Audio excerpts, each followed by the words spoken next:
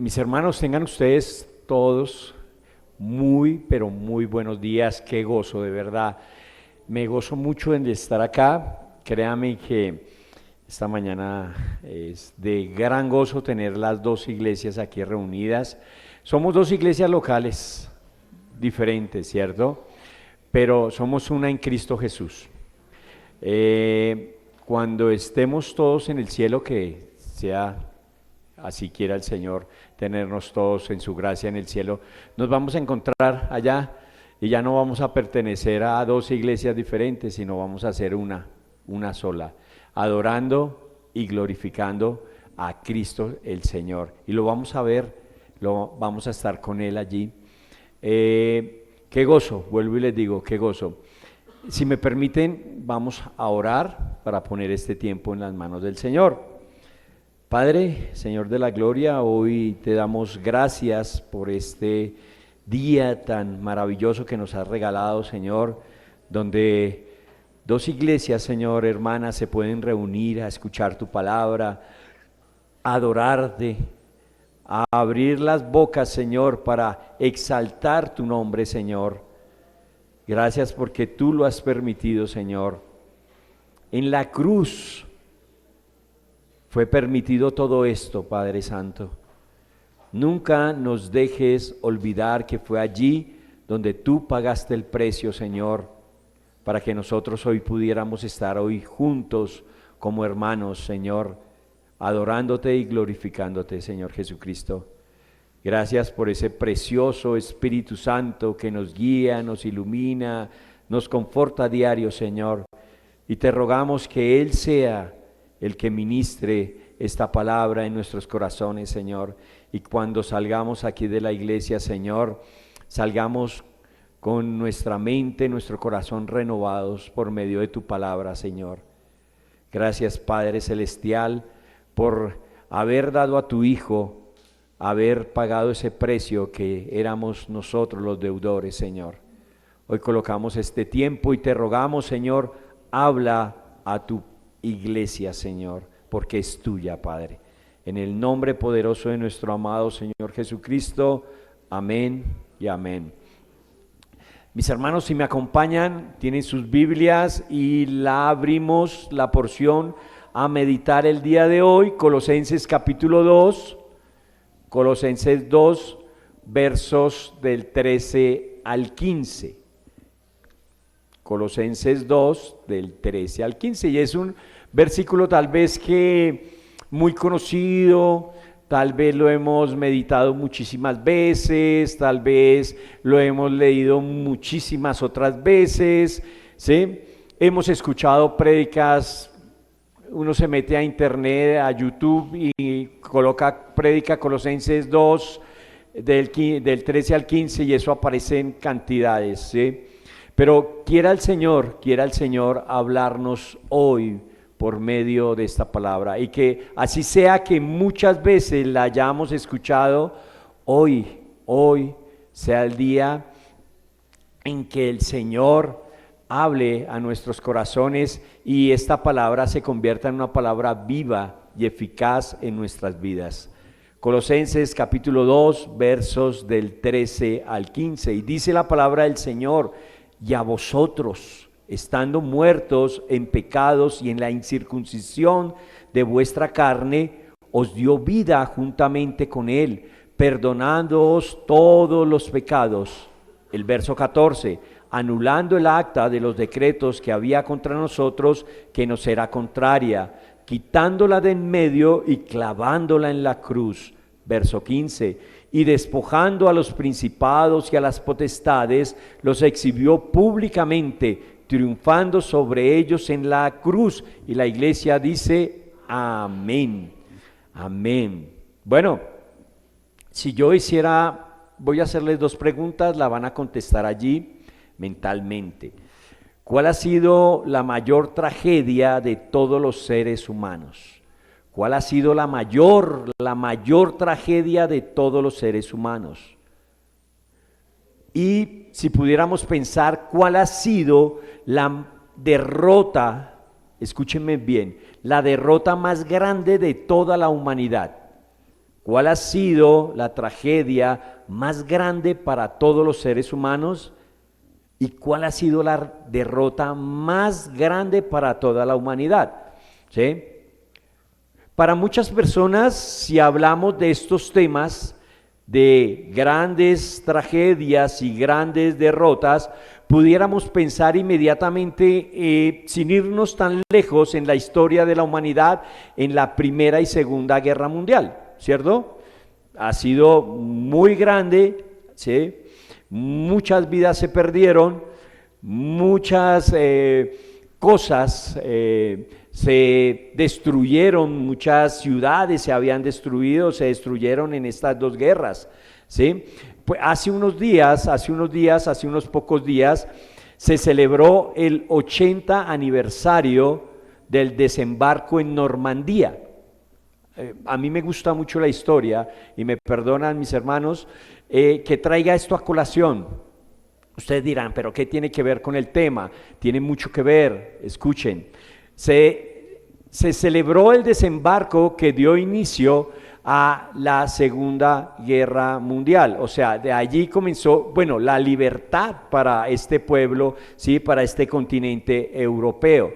Y se celebraron hace unos días, se celebraron 80 años de aquel día, ¿sí? Y si hablamos de derrotas y si hablamos de tragedias, pues a los que nos gusta la historia, podríamos ir a esta historia de la Segunda Guerra Mundial y pensar tal vez en ese día, en donde muchos soldados, muchísimos, no sé si han visto películas de guerra de la Segunda Guerra Mundial, ¿sí? Dieron sus vidas. Quedaron sus vidas allí tendidos en esa playa para lograr la libertad de millones, de un continente entero, ¿cierto? Podríamos pensar también, ¿sí? A los que no nos gusta la historia, podríamos pensar también en las miles de situaciones que ha atravesado la historia, ¿sí? De la humanidad, por lo menos cuáles. Acabamos de pasar hace unos años. Pestes, ¿cierto? Enfermedades, fue mundial. El mundo ha sufrido hambres, guerras y devastaciones naturales. Si pensamos en estos temas de tragedias y grandes derrotas. Pero si podemos, y el llamado hoy con estos versículos que leímos, es a pensar en la Escritura, a pensar en la Biblia, ¿sí? Si podemos reflexionar realmente cuál fue la mayor derrota y la mayor tragedia del hombre, ¿saben a dónde nos va a conducir la Biblia? Al principio, a Génesis. Allá nos va a llevar. Miren, Dios crea todo lo que vemos, ¿cierto? Crea la naturaleza, crea los peces de las aguas, crea las aves de los cielos, crea al hombre. Y cuando termina su creación dice que todo lo creó bueno en gran manera, ¿cierto? Dios crea al hombre a su imagen y semejanza. Es más, pone a este hombre, a esta creación que fue hechura a imagen y semejanza de Dios, a sojuzgar, a mandar sobre todo lo que Dios había creado. Pero llega el día en que ocurrió la peor tragedia que ha vivido la humanidad.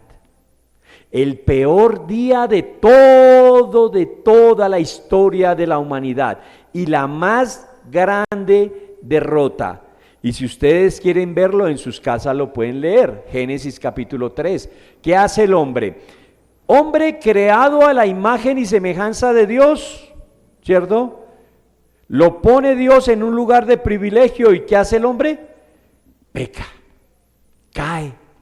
Ese día en que a Eva muy gentilmente le lleva de comer a su marido lo que había prohibido Dios, ese día es el día de la mayor tragedia de toda la humanidad. Y la Biblia nos va a conducir allá, a Génesis capítulo 3, ¿cierto?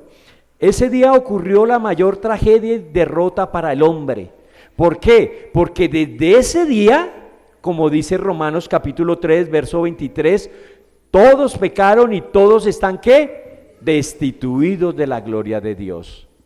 ¿Dónde se encuentra el hombre hasta el día de hoy sin Cristo?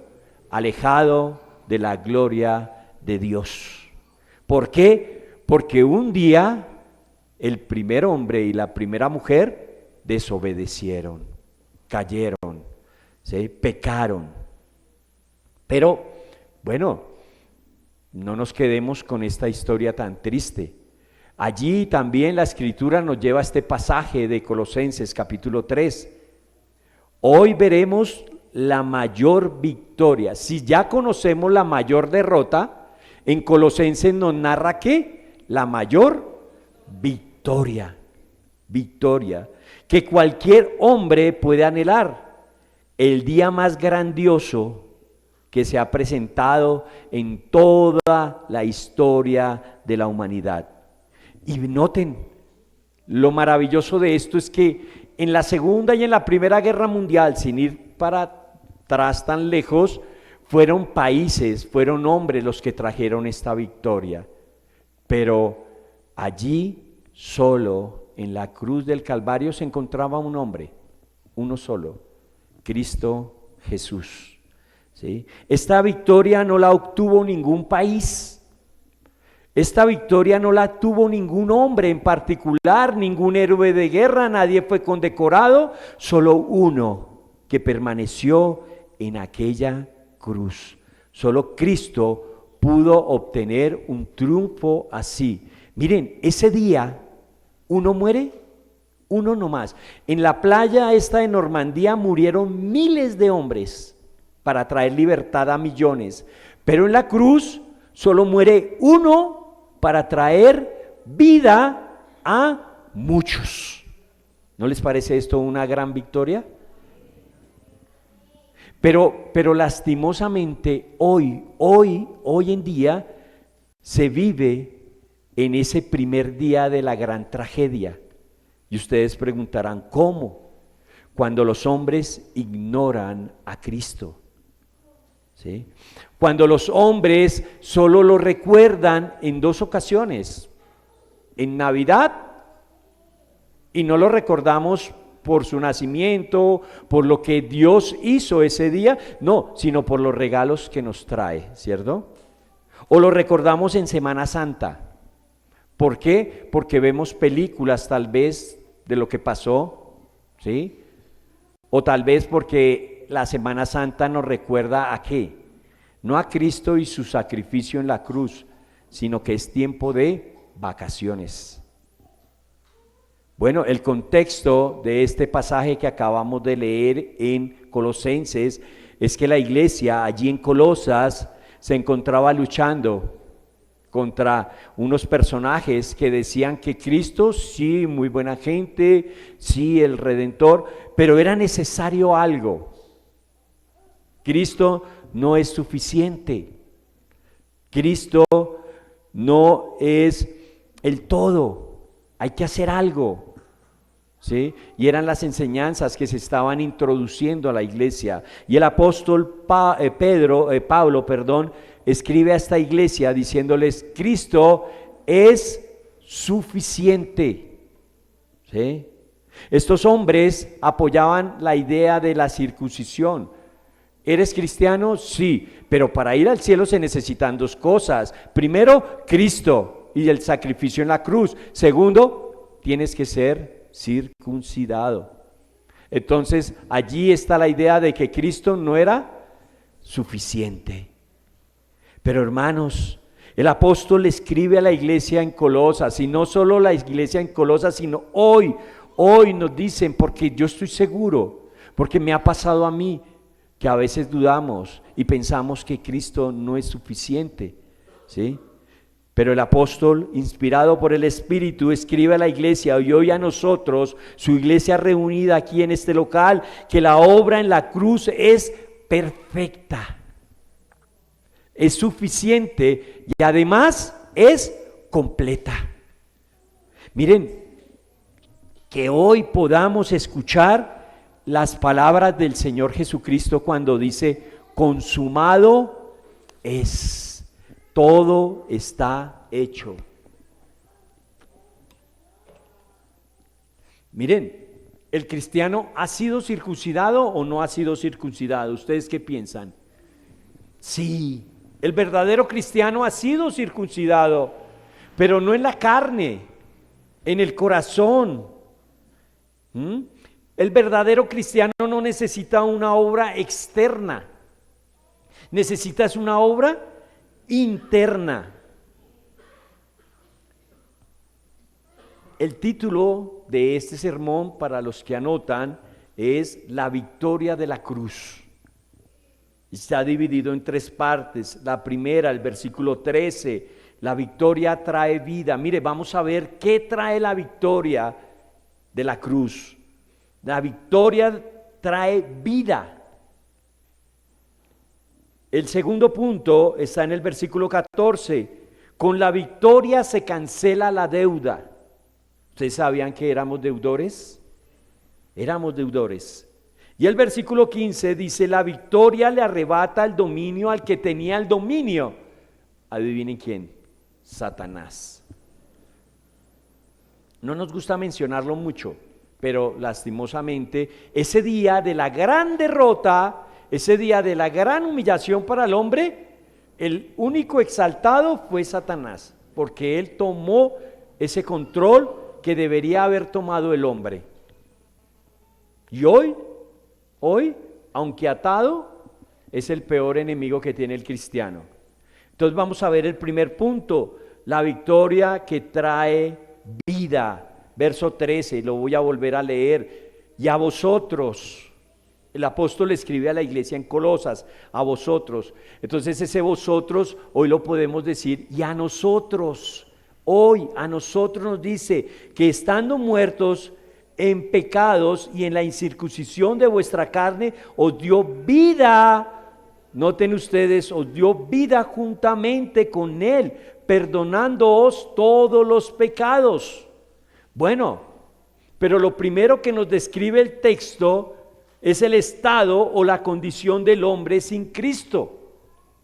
¿Cómo estaba? ¿Cómo dice ahí? Muerto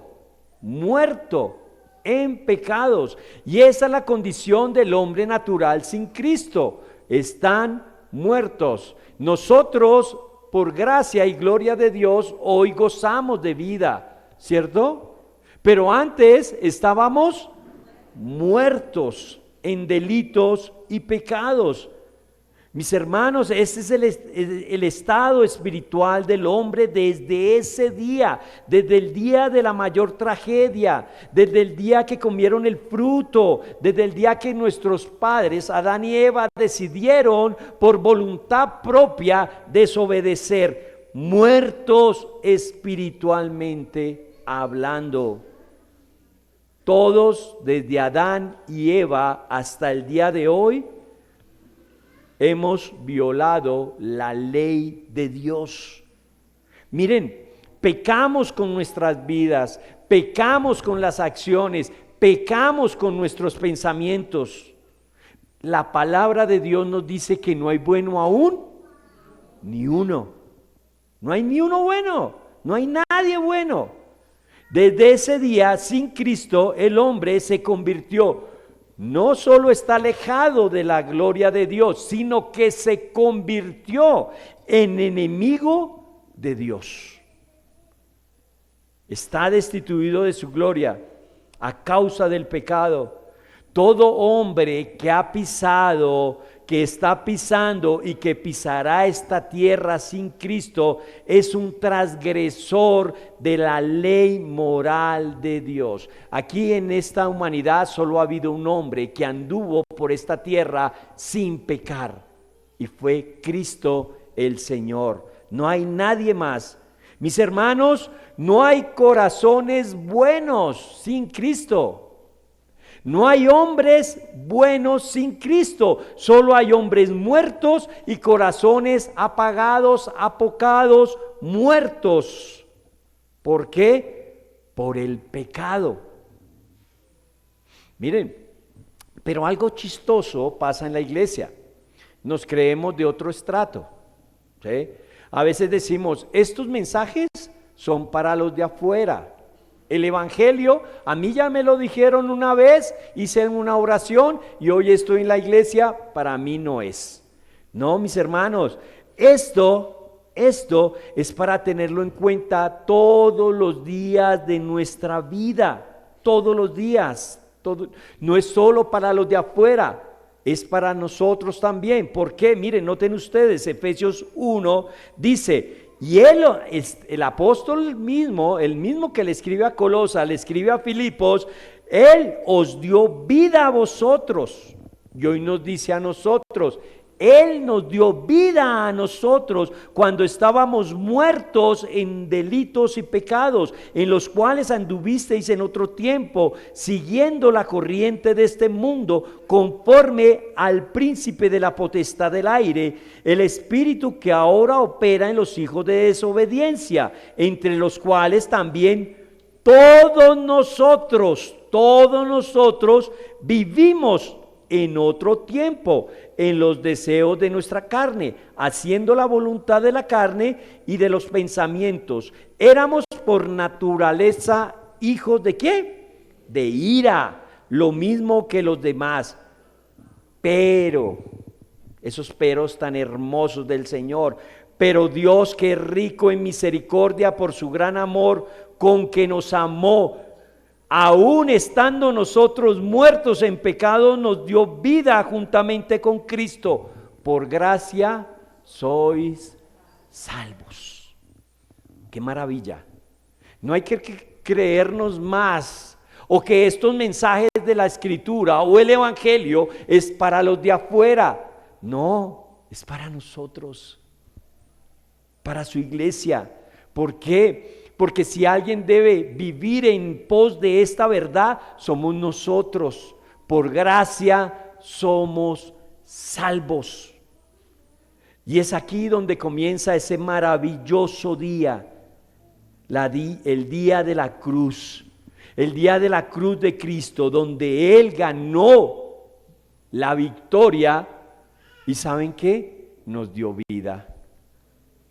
Hermanos, esta era la única manera que había en que los hombres muertos pudieran obtener vida, con el sacrificio de la cruz del Calvario. ¿Cuánta sangre, cuando leemos el Antiguo Testamento, cuánta sangre se derramó en holocaustos y sacrificios? Millones y millones de litros. Y no era suficiente, y no fue suficiente. El sacrificio de Cristo fue una vez y para siempre. Miren, si nos pudiéramos hoy acá sentados allí hacer una idea en nuestras cabezas de hacernos como una película de lo que pasó ese día de la victoria, ¿sí? Lo primero que podíamos pensar por esa escena tan horrorosa, porque fue horrorosa, de un hombre colgado en una cruz, se le veían los huesos, su sangre totalmente derramada. No es para nada una escena de película de Hollywood, ¿cierto? Es totalmente lo contrario, ¿sí? Pero podemos hacernos esa idea de una aparente derrota, aparente. Allí está Cristo. ¿Qué victoria nos puede traer la cruz de Cristo? Viéndolo así, una aparente derrota. Miren, las potestades estaban gozosas, pensaban que habían ganado, estaban asegurando su victoria porque habían clavado en la cruz al Hijo de Dios, a la segunda persona de la Trinidad, a Dios mismo. Estaba allí colgado. El mundo estaba feliz porque ya no había nadie quien los recriminara, nadie que los acusara, nadie que los señalara por su pecado. Miren, las horas pasaban y su agonía en la cruz crecía. Del dolor pasó a la muerte. Pero allí, en medio de una aparente derrota, como pensaban sus enemigos, Dios da la mayor victoria al hombre. Ese hombre que antes era enemigo de Dios, ahora pasa a ser un beneficiario. ¿Beneficiario de qué? De esta victoria.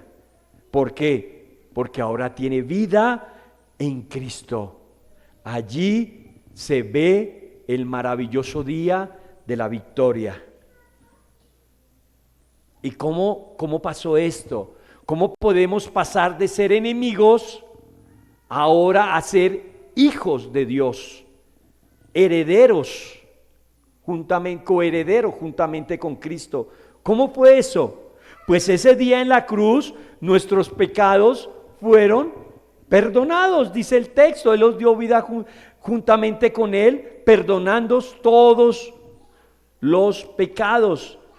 Allí en la cruz fueron perdonados. Si es su Biblia, puede subrayar todos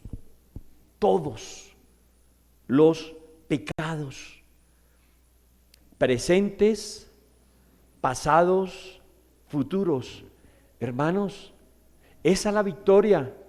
No hay más condenación para los que están en Cristo. ¿Esto no los hace felices? ¿No los hace gozosos? Debería hacerlo. ¿Sí?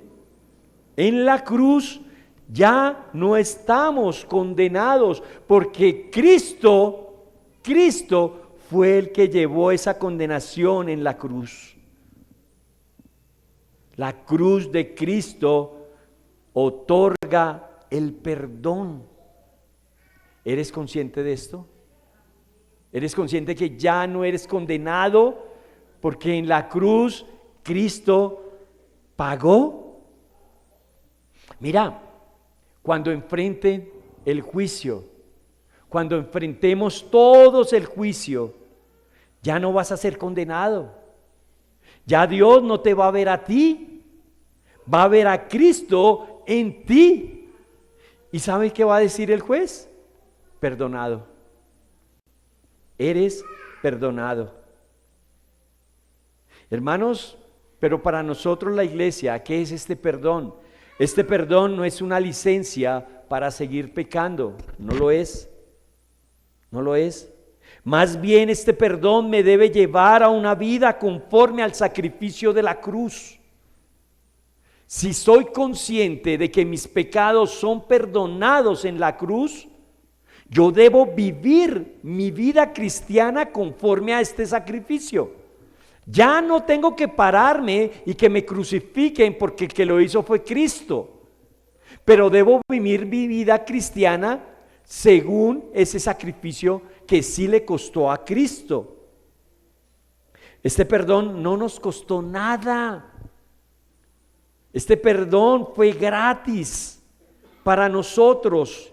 Pero esto no quiere decir que no haya costado. A Cristo le costó un alto precio. Pagó con su sangre el perdón que tú ni yo merecíamos. Él, miren, en la cruz Él recibió toda la ira de Dios. La ira que estaba destinada para usted, mi amigo, mi hermano, y para mí, la recibió Cristo en la cruz. Recordemos que la obra en la cruz es suficiente. No puedes obtener vida eterna por tus obras, por tus sacrificios o por tus méritos. Si hoy eres salvo única y exclusivamente por la gracia del Señor, no por quien eres.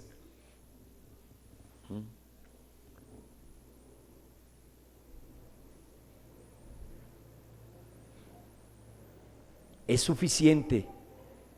Debes vivir conforme a este regalo, al regalo que nos otorga la cruz. Bueno, pero eso en la iglesia, que Dios me haya perdonado, amén, gloria a Dios.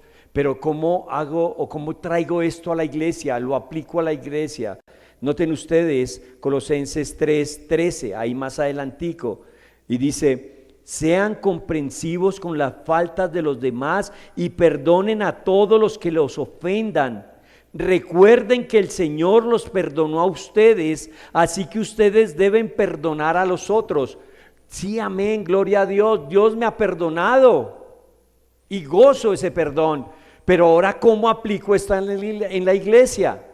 Perdonando a mi hermano, perdonándolo, así, recordando que así me perdonó Dios a mí. Y si me pongo a analizarme y a compararme con mi hermano, ¿quién es más deudor? Yo. ¿Quién ofendió más a quién? ¿Mi hermano me ofendió más a mí o yo ofendí más a Dios? Eso es lo que hay que recordar cuando un hermano nos saque de quicio. Cuando un hermano nos ofenda. Cristo nos perdonó y perdonó la ofensa que le hicimos a Él. Nosotros, ¿por qué no perdonamos a nuestros hermanos?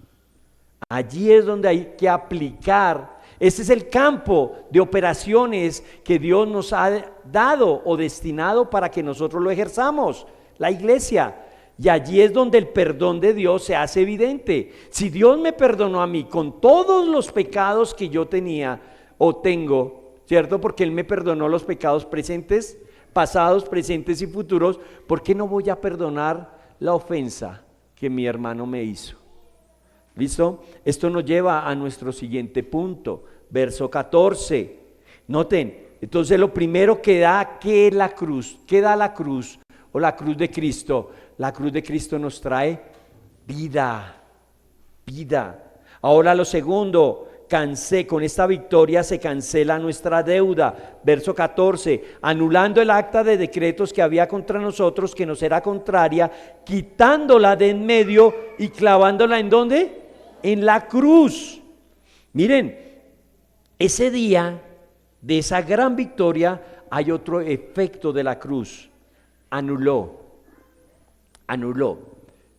borró, canceló el acta de decretos que tú y yo cargábamos.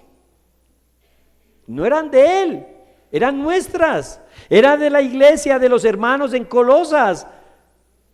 No era de Él porque Él no pecó, nosotros sí. En su contexto original, esta acta de decretos indicaba un documento escrito a mano de una deuda que obligaba a pagar a la persona que se debía. Y este documento se ponía en un lugar visible. Les explico. Un pedazo de piel, y ahí en ese pedazo de piel escribían: Juliano Vázquez le debe a Diego Martínez la suma de tanto y está obligado a pagar el día tal. Y lo dejaban en un lugar visible. ¿Listo? Ahora, mis hermanos, el apóstol nos recuerdan que nosotros teníamos un documento que ¿qué hacía? Nos felicitaba por los buenos que éramos, nos daba gracias por lo pacífico que andábamos en este mundo. No, nos condenaba. Ese documento que tú y yo teníamos no hacía otra cosa sino condenarnos. Nos recordaba todos los días que teníamos una deuda imposible de pagar. Un documento que nos mostraba nuestra culpabilidad, que nos dejaba ver la deuda que teníamos con Dios. Y cada vez que intentábamos nosotros calladitamente, sigilosamente, dirigirnos a este documento y tratar de tacharlo o borrarlo, ¿sabe qué se hacía? Se añadía más pecados a esta lista. Miren, por más de que intentes pagar sin Cristo, más pecados se van a añadir a esa lista. Nadie tiene excusa ante Dios, nadie, porque lo primero que va a hacer el Señor cuando tú te presentes ante Él es sacar esa lista. y decir, ah, sí, no eres tan bueno como pensabas. Mira, hermanos, este documento lo podemos representar en la ley. ¿Y la ley qué hace? La ley nos grita a todos, nos grita, pero ¿sabe qué nos grita? Malditos, pecadores. Gálatas 3:13. Cristo nos redimió de la maldición de la ley, hecho por nosotros maldición, porque escrito está, maldito todo aquel que es colgado, ¿en dónde? En un madero. ¿De qué nos salvó Dios ese día de la gran victoria? ¿De qué nos salvó Dios? Dicen del pecado, dicen de qué? ¿De qué? Del pecado, ¿cierto? No. Dios, de la maldición tampoco. ¿Saben de qué nos salvó Dios ese día? De Dios mismo. De Dios mismo nos ha salvado. La palabra dice que horrenda cosa es caer en manos de un Dios airado. Noten a Sodoma, noten a Gomorra, noten el diluvio. Dios airado contra la humanidad, y ese era el castigo que nos esperaba. Dios en la cruz nos ha dado vida, y no por nosotros, sino por Cristo. Dios nos salvó al borrar, al permitir que esa acta que te condenaba a ti y me condenaba a mí fuera borrada. Horrenda cosa es caer en manos de un Dios airado. Lo maravilloso de ese día fue que ese documento que nos señalaba y nos decía culpables, pecadores, ese día allí en la cruz fue borrado. ¿Pero con qué? Miren, con el mejor, llamémoslo así, entre comillas, detergente o limpiador que se puede haber inventado cualquier hombre. ¿Por qué? Porque se limpió con la sangre de Cristo, con nada menos ni nada más que Dios Hijo derramando su sangre para que nosotros pudiéramos gozar de vida, y después que el acta que nos era contraria no tuviera nada escrito. Este documento hoy, para el que ha creído en Cristo Jesús, está en blanco. ¿No les parece maravilloso esto? ¿No les parece gozoso esto? Que el acta que te gritaba, me gritaba a mí maldito, hoy está en blanco. Bueno, si pudiéramos ver esa acta que nos era contraria antes, nos daría mucha vergüenza, mucha pena, porque allí estaban escritos todos nuestros pecados. Pero verla ahora nos debe dar alegría, porque solo, bueno, digamos que solo tiene una cosa escrita. ¿Ustedes saben qué tiene escrito esa acta? Cristo. Cristo. ¿Sí? No tiene más. Miren, si hoy pudiéramos decir o expresarnos o levantar nuestra cabeza al Señor y decirle, como dijo el salmista en el Salmo 51:2, lávame de la culpa hasta que quede limpio. Purifícame ¿de qué? De mis pecados. ¿Y ustedes saben cuál es la respuesta de Dios? ¿O cuál podría ser la respuesta de Dios? Isaías 43:25. Yo soy el que borro tus rebeliones por amor de mí mismo, y no me acordaré más de tus pecados. Qué bonito. Y eso es lo que le pasa a un hijo de Dios. Levanta su cabeza y le dice, no puedo limpiarme, porque entre más trato de limpiarme, más me unto. Tú, que si puedes hacerlo, hazlo, lávame. Y Dios le da la espalda y le dice no, o le cierra la puerta y le dice no. No, mis hermanos, Él dice, yo soy el que borro tus rebeliones por amor de mí mismo. Y es más, esto es lo maravilloso, no me acordaré de tus pecados. Miren, este documento fue puesto en un lugar visible, fue clavado en la cruz del Calvario. Por eso, nada ni nadie nos podrá separar del amor de Dios que es en Cristo Jesús. Decir que nuestras obras ayudan a nuestra salvación, o decir que la circuncisión, como lo estaban diciendo en este tiempo, ayuda a ser más santos y a estar más en la presencia de Dios, hermanos, prácticamente es una blasfemia, porque la obra de Cristo, la cruz de Cristo es suficiente, consumado es. Nada ni nadie nos podrá separar del amor de Dios. Noten, si Dios no escatimó a su Hijo para pagar esa deuda que tú y yo sí teníamos, ¿qué más podemos esperar de Dios? Pero esto no se queda allí. No solo se queda en que nos da vida, que todo argumento que estaba en contra de nosotros es borrado. Ahora noten ustedes, esta victoria le arrebata el dominio a Satanás, verso 15. Y despojando a los principados y potestades, los exhibió públicamente en la cruz, públicamente triunfando sobre ellos en la cruz. Noten, el hombre ese fatídico día no solo se convierte en enemigo de Dios, sino que pasa inmediatamente a ser esclavo ¿de quién? Del pecado y de Satanás. Miren el lugar de privilegio donde Dios colocó al hombre, a sojuzgar la tierra y toda la creación.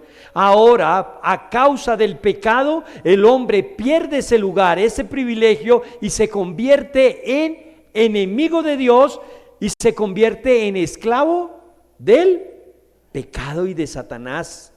Mire, ese fatídico día, ese día de la horrenda derrota, Satanás toma el gobierno.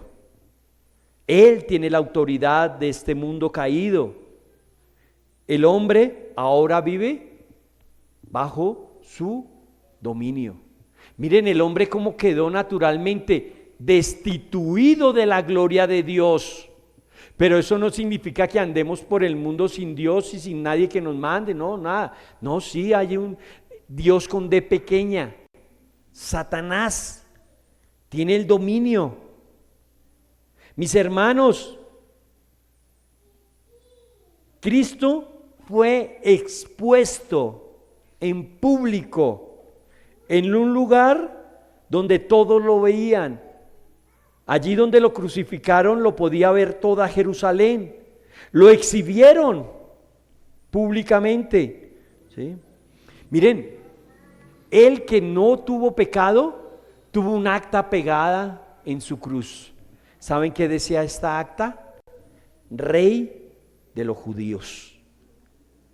Pero lo que es esta escena tan horrorosa, vuelvo y les digo, tan dantesca, se convierte en el escenario propicio para la victoria más decisiva lograda en todos los tiempos. Allí en la cruz, Cristo no solo nos dio vida, no solo borra el acta de decretos que habían contra nosotros, sino que despoja, le quita, exhibe públicamente al que tenía el control y la autoridad en ese tiempo, Satanás, al enemigo, lo exhibe públicamente en la cruz. Como diría mi abuela, le voltearon la torta. Pensaron que Cristo era el derrotado en la cruz. Los enemigos de Cristo pensaron que al humillarlo, al exponerlo, al exhibirlo públicamente, era el perdedor. Pero Cristo allí en este lugar dio la victoria y les cambió el papel. Ahora las potestades, noten ustedes, principados y potestades fueron los que fueron expuestos públicamente. En lugar donde lo crucificaron lo podían ver todos. Ahora ¿qué? Espiritualmente quedan allí expuestos todos los enemigos de Dios, todos los enemigos de Cristo. Cristo despoja de su gobierno al que tenía la autoridad, Satanás, al que podía acusar a los escogidos, Satanás, al que está como león rugiente, Satanás. Ahora solo se puede describir esta victoria con la mayor pompa posible. ¿Se han visto en Semana Santa cuando en esas películas que entra un general romano victorioso y todo el pueblo sale a recibirlo y a victoriarlo y a tocar las trompetas y a echarle flores? ¿Sí lo han visto o no lo han visto? O tal vez no ven tantas películas como yo, pero bueno. Allí salen estos hombres a victoriar al general y ahí trae públicamente exhibiendo a los que perdieron la guerra. Eso hizo Cristo en la cruz del Calvario.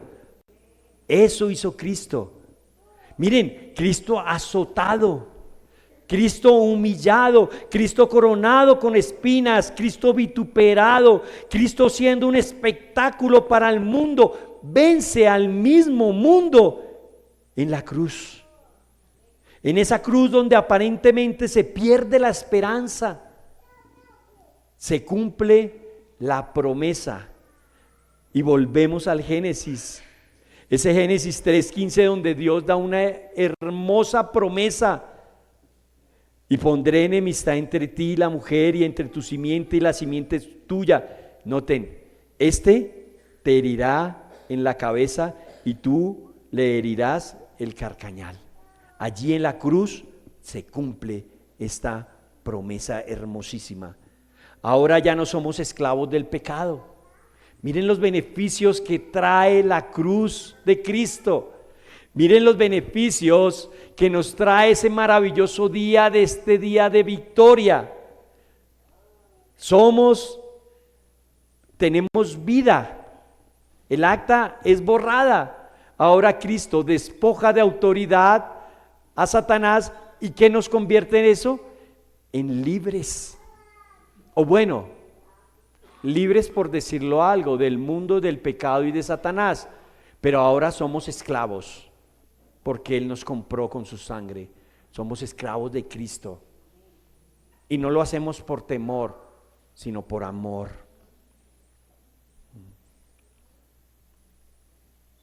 Miren, su muerte trae vida. Su muerte trae victoria. ¿Quién acusará a los escogidos de Dios? Si Dios es el que justifica, ¿quién es el que condenará? Cristo es el que murió y aún más, el que también resucitó, el que además está a la diestra de Dios, el que también intercede por nosotros. ¿Quién nos separará del amor de Cristo? ¿Será la tribulación? ¿Será la angustia? ¿Será la persecución, el hambre, la desnudez, peligro o espada? Nada ni nadie nos podrá separar del amor de Dios que es en Cristo Jesús. ¿Por qué? Porque Él expuso públicamente a su enemigo en la cruz del Calvario. Hermano, amigo, vive bajo esta consigna. Si lo pudiéramos escribir en nuestra pared de la casa, en la sala donde todos los días lo pudiéramos ver, sería genial. Cristo venció. Si no nos llevamos nada de esta predicación y salimos de esa puerta, ojalá pudiéramos solo llevarnos esto: Cristo venció. Me otorgó vida sin merecerlo. Hermano, vive celebrando esta victoria que no solo te da vida, sino que te reconcilia con Dios el Padre. Vive a pesar de todo lo que te esté pasando y lo que te pueda pasar, aferrado a la cruz de la victoria.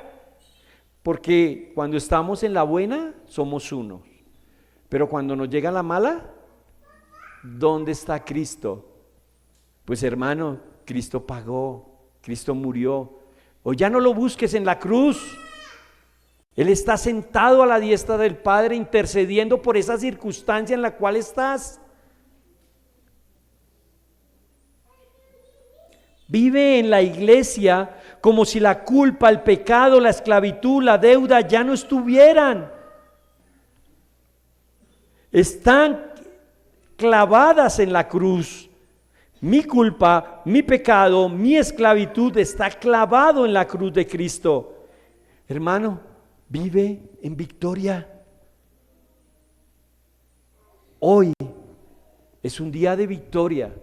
Cada vez que nos reunimos a darle la gloria a Dios como iglesia, recordemos que es un día de victoria, porque Cristo venció. Sirve en la iglesia como si vivieras consciente de esa victoria en la cruz. Si hoy estás aquí sin Cristo, solo puedes seguir viviendo muerto en vida, sin esperanza. Miren, para los que están sin Cristo aquí, hoy es el día de victoria. ¿Por qué? Porque tienes en tu espalda esa acta de decretos que solo te grita: maldito pecador. Entrega esa acta. Ve a Cristo, aférrate a su cruz. ¿Qué necesita el mundo, iglesia? ¿Qué necesita el mundo? El mundo necesita escuchar esas palabras: consumado es. El mundo no necesita plata, el mundo no necesita dinero, el mundo no necesita salud. Necesita escuchar estas palabras por la iglesia: consumado es. Él lo hizo. Todo está hecho. El mundo necesita la cruz de Cristo. Gloria a Dios. Predica la victoria de Cristo. Predica la vida, predica el perdón, predica la victoria dada por Cristo, predica el evangelio que ganamos en la cruz de Cristo.